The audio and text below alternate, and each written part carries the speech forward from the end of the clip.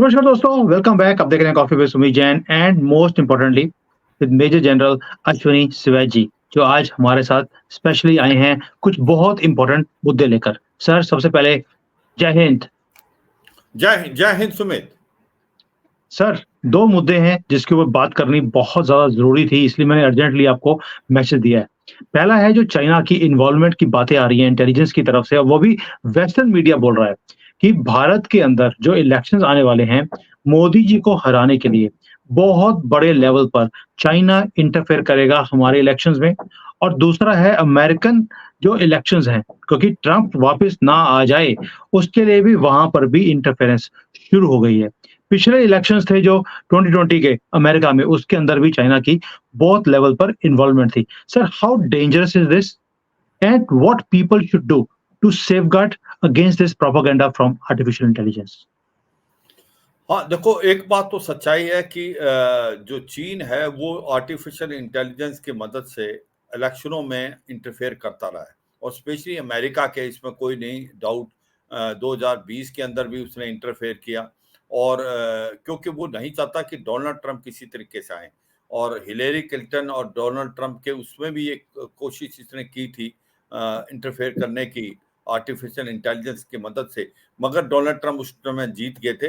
मगर जो second time Hillary Clinton तो थी नहीं, जो बाइडेन और डोनाल्ड ट्रंप का था, फिर आर्टिफिशियल इंटेलिजेंस की मदद से इन्होंने इंटरफेयर करने की कोशिश की, और कितने सक्सेसफुल हो गए ये तो कहना मुश्किल है, मगर इंटरफेरेंस पूरी थी इनकी। और ये रिपोर्ट सीआईए ने भी दी है कि अमेरिका के जो इलेक्शन है उसके अंदर चीन ने बहुत जोरों से इंटरफेयर करने की कोशिश की।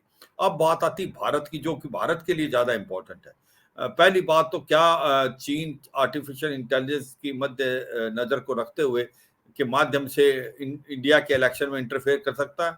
बिल्कुल कर सकता है, और कितना कर सकता है? बहुत कुछ कर सकता है, इसमें कोई शक नहीं। और क्यों करेगा? वो इसलिए करेगा, उसको लगता है कि जो प्राइम मिनिस्टर मोदी हैं वो एक प्रकार स्ट्रॉन्ग लीडर हैं, और वो चीन को टक्कर दे रहे हैं। और चीन को डर लगता है कि अगर प्राइम मिनिस्टर मोदी की गवर्नमेंट अगर रहती है भारत के अंदर, तो उसके लिए, चीन के लिए खतरा है। तो इसको मद्देनजर रखते हुए वो चाहेगा कि जो प्रेजेंट गवर्नमेंट वो डिसलॉज हो, और इसमें वो पूरी जोर लगा देगा आर्टिफिशियल इंटेलिजेंस की मदद से। और आर्टिफिशियल इंटेलिजेंस की मदद से जैसे करता है, ये कहना तो बड़ा आसान हो जाता है, मगर इसको डिटेक्ट करना बड़ा मुश्किल होता है। बहुत ही बड़ा नेटवर्क है चीन का, और वो माध्यम आपके इलेक्ट्रॉनिक माध्यम से भी, एडवर्टीजमेंट से भी, उसके कुछ स्लीपर सेल भी होते हैं जो प्रोपेगेंडा करते हैं। एक वेल कोऑर्डिनेटेड नेटवर्क होता है इसका, और पूरा का पूरा इकोसिस्टम चेंज कर देते हैं कि आपको वो बिलीव करना स्टार्ट कर देते हो जो असली में नहीं है। और कुछ एक समय में ही उस इलाके का रिजल्ट को बदल सकते हैं। तो ये बड़ा इंपॉर्टेंट चीज है, ये समझ रहा सभी व्यूअर्स को कि कितना खतरनाक हो सकता है आर्टिफिशियल इंटेलिजेंस से इंटरफेरेंस चीन का। कि चीन क्योंकि इलेक्ट्रॉनिक आइटम्स का माहिर है बहुत ज्यादा। पहले तो अगर आप मोबाइल देखें किसी जमाने में, पूरी जो चीन जो था उसकी अब ये को 80% जो मोबाइल थे वो चीन में बनते थे, तो उसके अंदर भी ये चिप्स लगा सकता है। बाकी ये आपके इलेक्ट्रॉनिक मीडिया से, रेडियो से, टीवी चैनल से पेमेंट करके, लोगों को खरीद के, अपने स्लीपर सेल डाल के, ओवरग्राउंड वर्कर से, ये एक प्रकार से पूरा साइकोलॉजिकल वारफेयर का दायरा लगाता है, और लोगों का धीरे धीरे माइंड चेंज कर देता है। और सच्चाई ये है कि ये किसी हद तक सक्सेसफुल भी हुआ है अमेरिका में। इसको मद्देनजर रखते हुए अभी भारत में ये बड़ा चिंता का विषय है कि कैसे ये देखा जाए कि चीन जो है इंटरफेयर ना करे। उसकी चंद एक बातें हैं। एक तो आपको लोगों को एजुकेट करना पड़ेगा, आपको बताना पड़ेगा कि भाई चीन जो है वो आर्टिफिशियल इंटेलिजेंस के मदद से भारत के इलेक्शन में इंटरफेयर कर सकता है। तो आपको चौकन्ना रहना है, आपको कौन सी एडवर्टीजमेंट है, क्या है, इसके बारे में पता होना चाहिए। क्योंकि ये जो सेमी इलिटरेट हैं, जो कम पढ़े लिखे हैं, वो जल्दी इसके बहकावे में आते हैं। तो ये बहुत जरूरी है। दूसरा, ये जो प्रॉब्लम है ये भारत की गवर्नमेंट की नहीं, ये पूरे देश की प्रॉब्लम है। तो ऑपोजिशन को भी समझना चाहिए कि जो चीन का जो आर्टिफिशियल इंटेलिजेंस से अगर वो इंटरफेरेंस करता है, वो देश की सुरक्षा के बरखिलाफ है, तो वो भी सेम पेज पे होनी चाहिए। गवर्नमेंट और ऑपोजिशन दोनों सेम पेज पे होने चाहिए जब बात आती है देश की सुरक्षा की, क्योंकि जब आर्टिफिशियल इंटेलिजेंस से वो इंटरफेयर करता है तो आपकी सुरक्षा के ऊपर भी एक प्रकार से चोट मारता है। तो दूसरा इंपॉर्टेंट चीज यही है कि आपको चौकन्ना रहना पड़ेगा, आपको अपने जो टीवी चैनल्स हैं, आपका जो प्रिंट मीडिया है, उसको बताना पड़ेगा, क्योंकि ये लालच देते पैसे का, बहुत पैसा फेंकते हैं, ये सच्चाई है, ये लोगों को खरीद लेते हैं, तो वो भी एक प्रकार से आपको बताना पड़ेगा। तीसरा है आपकी खुद की जो इंट एजेंसीज हैं, उनको चौकन्ना रहने के लिए होगा, एनआईए हो गया, आपके जो बाकी इंटेलिजेंस हैं स्टेट गवर्नमेंट की और सेंट्रल गवर्नमेंट की, उनको भी ये बताना कि भाई ऐसी कार्रवाई हो सकती है, तो आपको बहुत चौकन्ना रहने की जरूरत है, क्योंकि इसको काउंटर करना, इसको करना भी बहुत जरूरी है। चौथा जो है, आपको मदद भी लेनी चाहिए दूसरे देश की, जैसे अगर चीन इंटरफेयर कर सकता है तो अमेरिका की मदद ली जा सकती, क्योंकि आपके अंदर कुछ आर्टिफिशियल इंटेलिजेंस की जो लेटेस्ट टेक्नोलॉजी काउंटर करने के लिए वो अमेरिका के पास है। सच्चाई यह है, आर्टिफिशियल इंटेलिजेंस से जब इंटरफेरेंस होता है तो रियल और फेक में पता लगाना बड़ा मुश्किल है। सच्चाई क्या है, झूठ क्या है, ये पता लगाना बड़ा मुश्किल है कि सच को आप झूठ मान सकते हो, झूठ को सच मान सकते हो। यही सिखाना, यही एजुकेट करना पब्लिक को बहुत जरूरी है। और एक आर्टिफिशियल इंटेलिजेंस से क्या होता है कि इतने फेक न्यूज फैला देते हैं, इतना साइकोलॉजिकल वारफेयर इस्तेमाल करते हैं कि जो नहीं होना है वो हो सकता है। तो ये सच्चाई है, इन बातों का ध्यान रखना पड़ेगा, सबको एजुकेट करना पड़ेगा, वार्न करना पड़ेगा, साइकोलॉजिकल वारफेयर इंटेलिजेंस एजेंसीज का कोऑर्डिनेशन करना पड़ेगा, गवर्नमेंट और आपके जो ओपोजिशन है वो सेम पेज पे होनी चाहिए। आपको अगर कोई लेटेस्ट टेक्नोलॉजी की इंटेलिजेंस चाहिए तो वो भी आप दूसरे देश से लें, अमेरिका से लें, और काउंटर इंटेलिजेंस के जो आपकी एक प्रकार से एस्टेब्लिशमेंट है उसको सक्रिय करें, वो बहुत जरूरी है।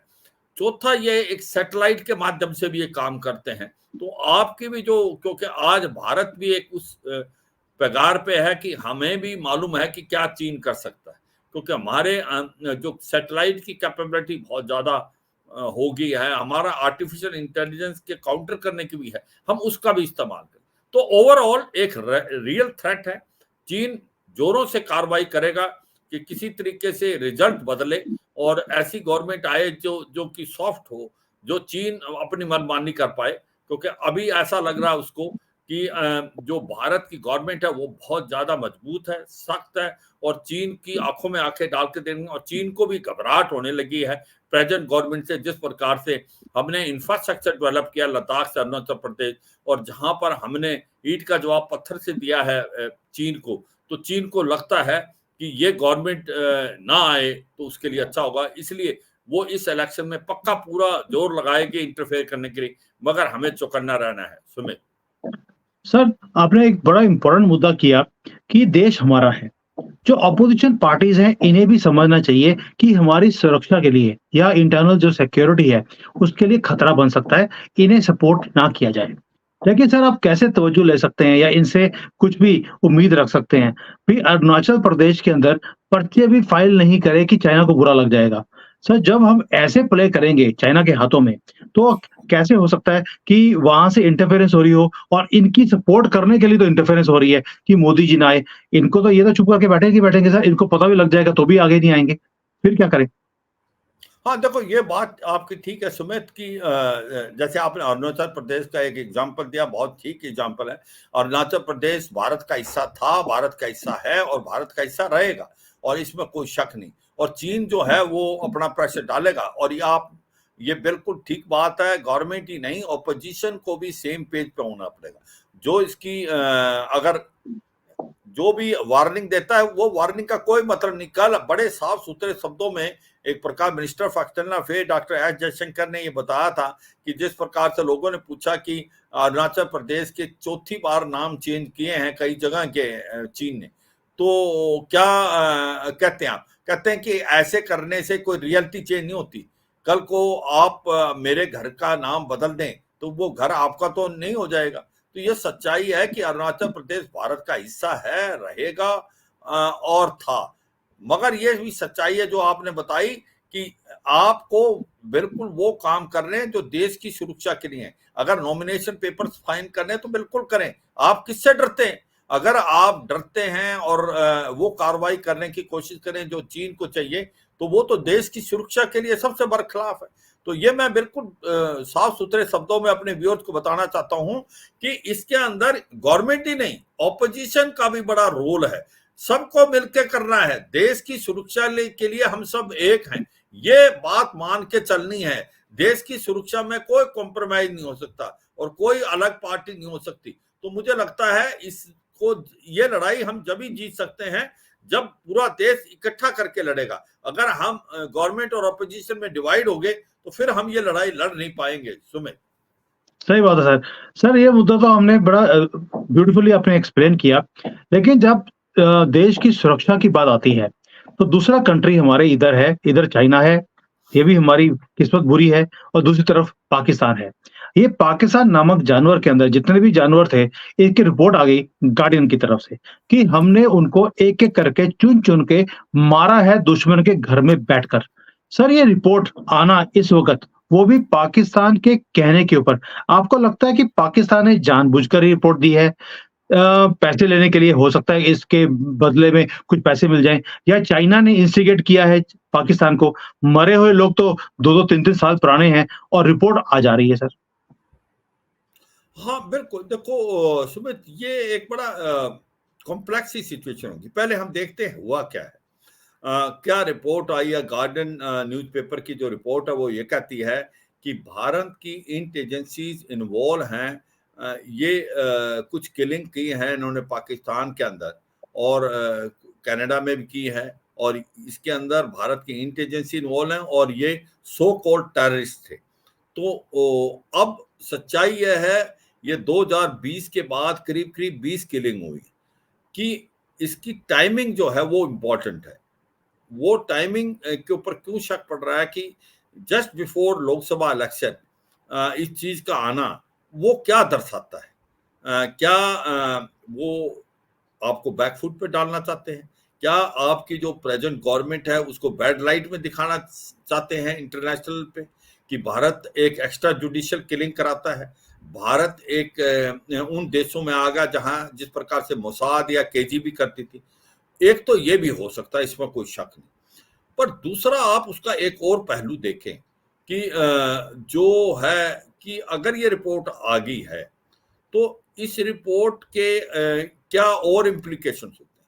इस रिपोर्ट के एक इम्प्लीकेशन ये भी है कि आपकी जो डोमेस्टिक कॉन्स्टिट्यूंसी है उसको ये पता लग, पहले भी मालूम था, शक था, मान लो ये भारत ने कराया है, क्योंकि इसको हम ऑफिशियल जो हमारा वर्जन है वो साफ सुथरे शब्दों में मिनिस्टर ऑफ एक्सटर्नल अफेयर्स ने बताया है, डॉक्टर एस जयशंकर ने, कि हमारा इसके अंदर कोई इन्वॉल्वमेंट नहीं है, हम एक्स्ट्रा जुडिशियल किलिंग नहीं कराते। मगर एक स्टेटमेंट कल राजनाथ सिंह साहब ने राजनाथ भी जी। दिया है।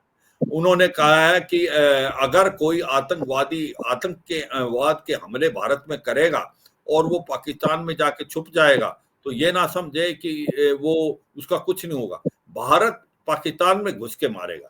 तो कहीं ना कहीं उनका इशारा, मेरा जहां तक ख्याल था, उड़ी के बाद जो हमने सर्जिकल स्ट्राइक करी और पुलवामा के बाद हमने जो बालाकोट किया, मगर ये भी है कि उनका इशारा इस तरफ भी हो सकता है कि ये जितने भी जो शाहिद लतीफ है, सबको पता है कि एक जैसे मोहम्मद का बहुत बड़ा लीडर था, इसने टेररिस्ट है ये बहुत बड़ा, और इसको मारा जाके। और आप उसको देखें कि शाहिद लतीफ को मारा, शाहिद ख्वाजा शहीद को मारा, रियाज अहमद को मारा, और उसके बाद यही नहीं, जहूर मिस्त्री, जो जहूर मिस्त्री है वो टेररिस्ट तो बहुत पुराना है, जो कि इन्वॉल्व था एयर इंडिया के जो जहाज को हाईजैक करने के लिए। उसके बाद आपका शाहिद खलीद है जिसको कराची में मारा। इसी के साथ खालिस्तानी भी टेररिस्ट है, परमजीत सिंह पंजावर, उसको लाहौर में मारा। तो ये एक प्रकार से 20 के करीब आतंकवादी हैं तो इसको इनडायरेक्टली ये भी है मैसेज पास करना कि अगर कोई भी आतंकवादी घटनाएं भारत में करेगा और वो समझता है कि मैं पाकिस्तान में छुप जाऊंगा और पाकिस्तान उसको श्रेय देगा, वो चीज अब नहीं होगी। भारत चुन चुन के मारेगा। तो ये भी इनडायरेक्टली ये मैसेज कन्वे होता है, अगर हम माने कि ये किलिंग जो है ऐसी हुई है। मगर हमारा ऑफिशियल वर्जन ये है। अब हम इसका दूसरा भी पहलू, तो इसका मतलब ये तो है, एक तो भारत देश के जो डोमेस्टिक पॉपुलेशन है उसका कॉन्फिडेंस बढ़ा है। उनको लगता है कि भारत अब कोई सॉफ्ट देश नहीं है। पहले मुंबई अटैक करते हैं 2008 में, और उसके बाद भारत डोजियर पे डोजियर भेजता जाता है, कुछ नहीं होता। जना होता लश्कर तोबा के कमांडरों पे, ना जैसे मोहम्मद चाहे हाफिज शहीद है, ना मसूद अजहर। तो भारत ना कुछ कर पाया। तो एक प्रकार से ऐसा एटीट्यूड आ गया था कि भाई हेल्पलेसनेस, हम कुछ कर नहीं सकते, हम पाकिस्तान को बता सकते, और पाकिस्तान अपनी मनमानी करता था। अब वो समय बदल गया है। अब वो समय ऐसे बदला है जब से आपने 2019 के बाद, 2016 में भी कड़ा उड़ी के बाद आपने सर्जिकल स्ट्राइक किए, 2019 के बाद आपने पुलवामा के बाद बालाकोट किया। अब भारत कहता है कि अगर आप आतंकी हमले भारत में करेंगे तो हम पाकिस्तान के अंदर घुस के मारेंगे। तो ये, इससे आपकी डोमेस्टिक कॉन्स्टिट्यूंसी को क्या फर्क पड़ता है? उसको लगता है ये बदला हुआ भारत है, ये मजबूत भारत है, ये गवर्नमेंट बहुत ज्यादा स्ट्रांग है, ये गवर्नमेंट के अभी हिम्मत है एक्शन लेने की।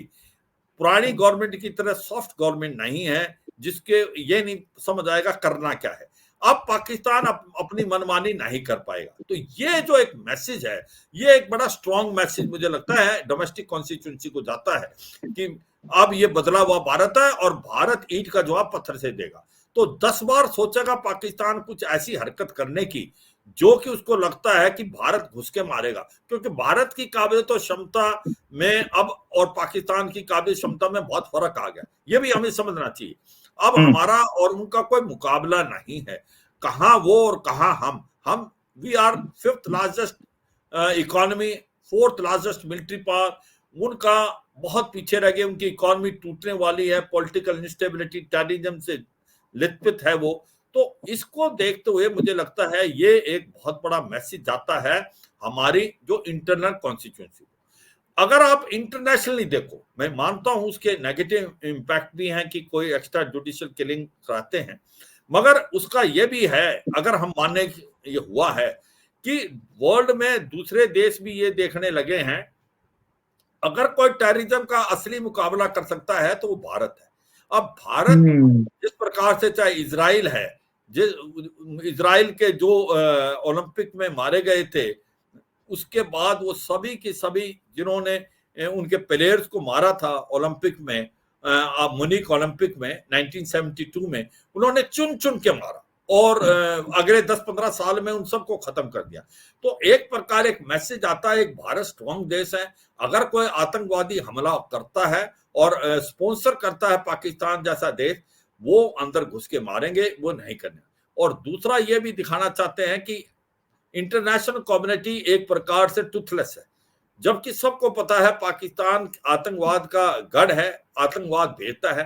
पाकिस्तान के अगेंस्ट एक्शन क्यों नहीं लिया जाए? एक फाइनेंशियल एक्शन टास्क फोर्स इनको ग्रे लिस्ट में डाला था, वो भी इन्होंने, अमेरिका ने उसको निकलवा दिया।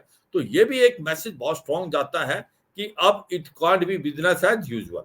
ये भी, मगर एक और भी तरीका है कि दो बातें बड़ी इंपॉर्टेंट है कि एक तो इसकी टाइमिंग, कि जो गार्डन ने ये अभी निकाला है, कहीं ऐसा तो नहीं है कि भारत की गवर्नमेंट को वो एम्बेरस करना चाहते हैं इलेक्शन से पहले? ये हो सकता है। दूसरा क्वेश्चन जो सबसे बड़ा इंपॉर्टेंट आता है कि जब ये अगर किलिंग हुई है तो पाकिस्तान की इंट एजेंसी क्यों नहीं बोल रही इसके ऊपर? उन्होंने तो इसका कोई क्वेश्चन उठाया नहीं। क्या ये भी वजह है कि पाकिस्तान तो अभी तक मुकरता रहा है कि हमारे पास तो आतंकवादी है ही नहीं, और क्योंकि ये आतंकवादी वो किस मुंह से बोले कि ये आतंकवादी भारत पाकिस्तान में थे, तो उनके हिसाब से तो ये आतंकवादी है ही नहीं पाकिस्तान में। तो अगर ये मर भी जाते हैं तो वो कैसे बोलेंगे कि इनको मार गया कोई? तो वो दिखलाती है कि उनकी कितनी नाकामी है, इसलिए वो नहीं बोलेंगे। एक और थ्योरी है जो कि वो भी बड़ी इंपॉर्टेंट है, कहीं ऐसा तो नहीं है कि पाकिस्तान की आईएसआई जानबूझ के खुद मार रही है, क्योंकि उनको लगता है कि अब ये सब पुराने टेररिस्ट हैं, ये इनकी यूटिलिटी खत्म होगी, ये लायबिलिटी है हमारे लिए। पहले ही आतंकवाद बहुत बढ़ता जा रहा पाकिस्तान में, तहरीके तालिबान पाकिस्तान बहुत बोल्ड हो रहा है, आतंकवादी हमले हो रहे हैं, और ये जो आतंकवादी हैं ये जो है उनके लिए एक सिरदर्द बन गए, क्योंकि अगर ये इनको प्रोटेक्शन दे नहीं सकते वो, और एक प्रकार से वो लायबिलिटी है, अब वो कुछ कर तो सकते हैं। हो सकता है आईएसआई इनको वन बाय वन खत्म कर रही हो, ये भी हो सकता है। तो ये कई चीजें हैं जो हो सकता है, मगर टू कट इट शॉर्ट एक चीज तो बहुत सही है सुमित, एक मैसेज, दो तीन जगह मैसेज जो जा रहे हैं वो लाउड एंड क्लियर। एक तो अपनी इंटरनल कॉन्स्टिट्यूंसी देशवासियों को मैसेज है गवर्नमेंट का, प्राइम मिनिस्टर मोदी का, और हमारे डिफेंस मिनिस्टर और मिनिस्टर ऑफ एक्सटर्नल अफेयर्स का, ये बदला हुआ भारत है। भारत आतंकवाद का हमला अगर होता है तो भारत पाकिस्तान में घुस के मारेगा, अगर आतंकवाद वहां से आता है तो। ये बहुत इंपॉर्टेंट है। एक जो धारणा है अभी हर देशवासी में वो बदल गई है कि हम अब एक सॉफ्ट देश नहीं है, एक बहुत मजबूत गवर्नमेंट है, एक बहुत बड़ी पावरफुल लीडरशिप है प्राइम मिनिस्टर मोदी की। ये एक बड़ी इंपॉर्टेंट। दूसरा मैसेज आता पाकिस्तान को। पाकिस्तान जो बार बार आतंकवादी हमले करता था और उसको पता था कुछ होने वाला तो है नहीं, अब उसको पता है there will be cost to it. अगर वो कोई भी आतंकवादी हमला करेगा तो हम उसका जवाब देंगे, और वो जवाब बहुत जो है मजबूत होगा। तो अब वो डर पैदा हो गया पाकिस्तान के अंदर। अब उसको लगता है कि पाकिस्तान 10 बार सोचेगा अगर आतंकवादी हमले करने की, अगर करेगा तो भारत घुस के मारेगा और पाकिस्तान को एक्सपोज करेगा, क्योंकि पाकिस्तान और भारत की काबिलियत और क्षमता में बहुत फर्क आ गया है। तो अभी ये भी बड़ी इंपॉर्टेंट चीज है, अब पाकिस्तान को भी डर लगेगा। तीसरा जो इंपॉर्टेंट चीज है, एक इंटरनेशनल कम्युनिटी को भी इनडायरेक्टली कन्वे करना कि भारत अब no more a soft state. जब पहले वो बेचारा नाम यूज होता था, इंडिया बेचारा ये हो गया है, मुंबई अटैक भारत में हो गया है 2008 में, 250 से 300 लोग मारे गए, उसमें फॉरेनर भी थे, और पाकिस्तान ने कोई एक्शन नहीं लिया। इसका मतलब ऐसे हम थे टूथलेस और हम कुछ कर नहीं थे, डिफेंसलेस। आज वो है कि भारत अपना हिसाब किताब खुद कर सकता है किसी समय, जैसे कि इजराइल में। तो सच्चाई है भारत तो किसी पे हमला नहीं करता, भारत तो आतंकवादी हमलों के अगेंस्ट है, टेररिज्म के अगेंस्ट है, भारत तो अपने आप को प्रोटेक्ट करता है। चौथा एक सबसे इंपॉर्टेंट चीज जो भारत ने की है कुछ एक समय में, स्पेशली सर्जिकल स्ट्राइक 2016 और 2019 में जो एयर स्ट्राइक की बालाकोट में, कि जो पाकिस्तान है उसकी न्यूक्लियर बोगी को एक्सपोज किया। क्योंकि बार बार पाकिस्तान कहता था अगर भारत पाकिस्तान के अंदर घुसेगा तो पाकिस्तान, ध्यान रखना कि एक न्यूक्लियर स्टेट है। तो भारत ने ये दिखा दिया है, ये न्यूक्लियर हथियार जो है बच्चों के हथियार नहीं है। These are weapon of deterrence, these are not weapon of war. इसको, ये हथियार बच्चों के नहीं है खिलौने कि आप इसको इस्तेमाल करेंगे। तो इसका मतलब ये भी एक जो बोगी पाकिस्तान की थी कि पाकिस्तान एक न्यूक्लियर स्टेट है, तो वो भी हमने उसको भी एक प्रकार से पूरा डाउनग्रेड कर दिया।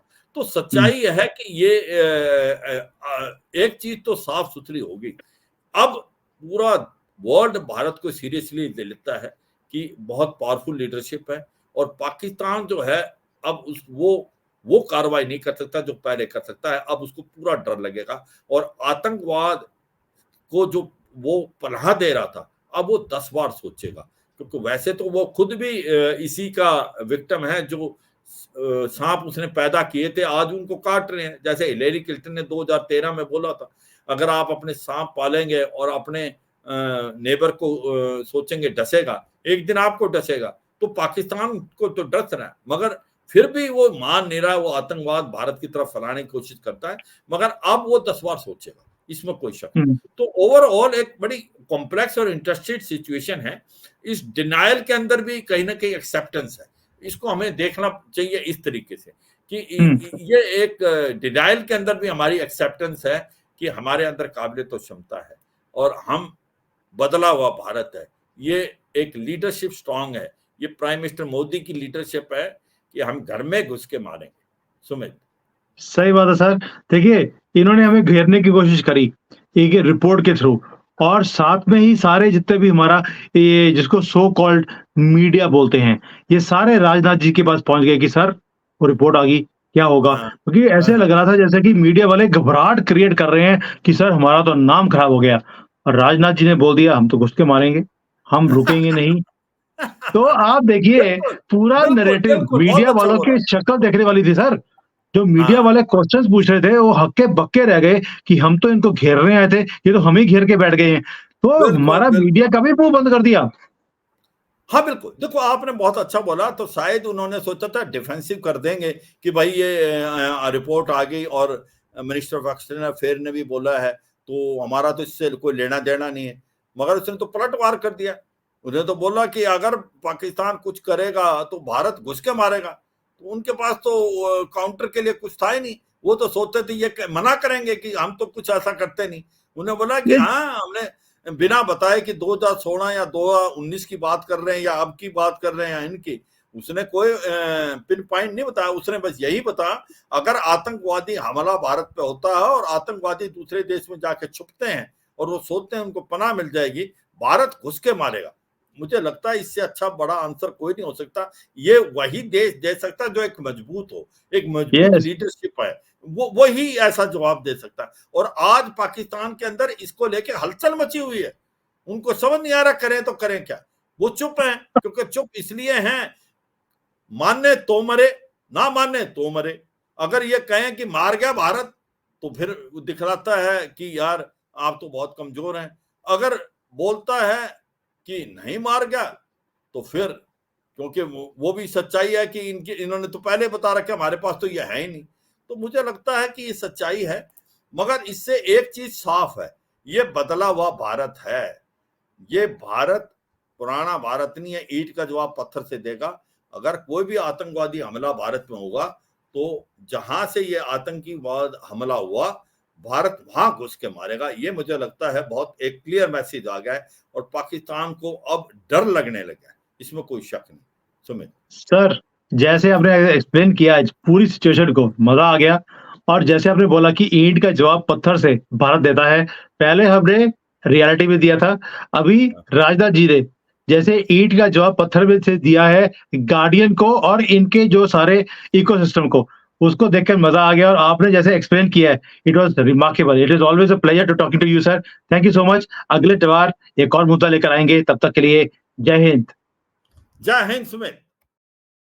Hi there. If you liked the video, please don't forget to smash the like button, subscribe to our channel, and activate the bell icon so that you receive all notifications whenever we upload a new video. Thanks for watching.